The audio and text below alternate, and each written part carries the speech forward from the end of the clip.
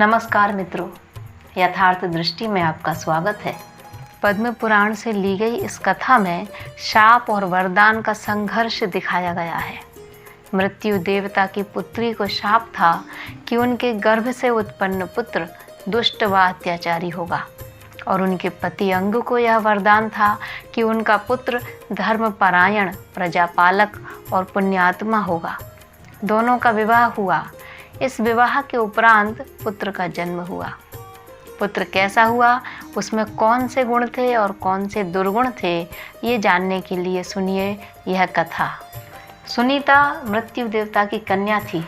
वह देखती आ रही थी कि उसके पिता सत्पुरुषों को सम्मान देते हैं और पापियों को दंड। सहेलियों के साथ खेलने में वह प्रायः इन बातों का अनुसरण करती थी। एक बार वह सहेलियों के साथ खेलती हुई दूर निकल गई। वहाँ एक सुंदर गंधर्व कुमार सरस्वती की आराधना में लीन था। उस पर दृष्टि पड़ते ही सुनीता उस पर कोड़े बरसाने लगी। भोलेपन से वह इसे खेल ही समझ रही थी। वह प्रतिदिन आती और निरपराध गंधर्व कुमार को सताती। वह गंधर्व कुमार कई दिनों तक उसे क्षमा करता रहा। सुनीता ने आकर यह घटना अपने पिता को बताई, पर पिता ने उससे कुछ नहीं कहा। अब सखियों के साथ जाना और उस गंधर्व कुमार को पीटना उसका प्रतिदिन का कार्य हो गया। एक दिन गंधर्व कुमार ने क्रोध में आकर उसे शाप दे दिया। शाप देते हुए गंधर्व कुमार ने कहा कि विवाह हो जाने पर तुम्हारे गर्भ से जो पुत्र उत्पन्न होगा वह देवताओं एवं ब्राह्मणों की निंदा किया करेगा और घोर पापाचार में लग जाएगा।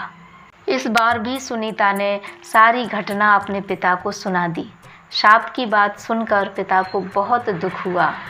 उन्होंने अब उसे समझाया, निर्दोष तपस्वी को पीटना अच्छा काम नहीं है। ऐसा तुमने क्यों किया? तुमसे भारी पाप हो गया है, तुम्हें शाप भी लग गया है। अतः अब तुम पुण्य कर्मों का अनुष्ठान करो, सत्संगति करो और विष्णु भगवान के ध्यान में लग जाओ। वयस्क होने पर पिता को सुनीता के विवाह की चिंता हुई। वे अपनी कन्या को लेकर देवताओं और मुनियों के पास जाते, मगर सबका एक ही उत्तर था, इससे जो संतान होगी वह भयानक पापी होगी, अतः हम इसे स्वीकार नहीं करेंगे। उस शाप के कारण सुनीता का विवाह ही रुक गया। अब तपस्या के अतिरिक्त सुनीता के पास और कोई उपाय नहीं था। वह पिता की आज्ञा से वन में जाकर तपस्या करने लगी, किंतु चिंता उसका पीछा नहीं छोड़ रही थी। रंभा आदि अप्सराएं सुनीता की सखियां थीं। वे उसकी सहायता के लिए आईं। रंभा ने उसे पुरुषों को मोहित करने वाली विद्या दी। अब सखियां सुनीता को लेकर वर की खोज में निकलीं। ढूंढते ढूंढते वे गंगा तट पर पहुंची। वहां सुनीता की दृष्टि अंग नामक रूपवान तेजस्वी अत्रि मुनि के पुत्र पर पड़ी, जो वहां तपस्या कर रहा था। उन्हें देखते ही सुनीता मोहित हो गई। रंभा तो यही चाहती थी। रंभा जानती थी कि अत्रि मुनि के पुत्र अंग को इंद्र के समान वैभवशाली और विष्णु भगवान के समान पुत्र पाने का वरदान मिल चुका है। हो सकता है इस वरदान के प्रभाव से सुनीता को मिला हुआ शाप प्रभावहीन हो जाए। सुनीता अत्यंत रूपवती थी। सुनीता झूले पर बैठकर संगीत गाने लगी। सुनते ही अंग का ध्यान टूट गया। वह खिंचे हुए स्वर के उद्गम की ओर बढ़ने लगे। सुनीता पर उनकी दृष्टि पड़ते ही उनके हाथ पैर शिथिल हो गए। वे तन मन से इसे चाहने लगे और स्वयं को संभाल कर बोले, सुंदरी तुम कौन हो? रंभा आकर बोली, महोदय यह मृत्यु देवता की कन्या है।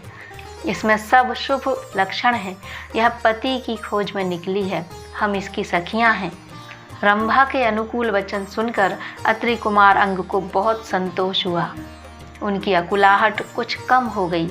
उन्होंने अपने पवित्र कुल की प्रशंसा की और बतलाया कि मैंने विष्णु भगवान से यह वरदान प्राप्त किया है कि मुझे इंद्र सा ऐश्वर्यशाली और विष्णु के समान विश्व का पालन करने वाला पुत्र प्राप्त हो, किंतु योग्य कन्या न मिलने के कारण मैंने अब तक विवाह नहीं किया है।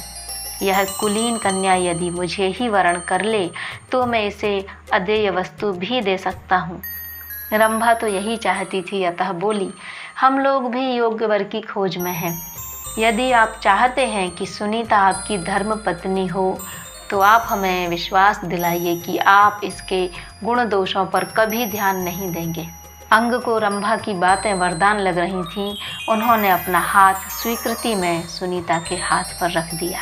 मित्रों, आज ये कथा यहीं तक। आगे क्या होता है, किस प्रकार के पुत्र का जन्म इन दोनों के विवाह के उपरांत हुआ, यह सब कुछ जानने के लिए आप हमसे जुड़े रहें।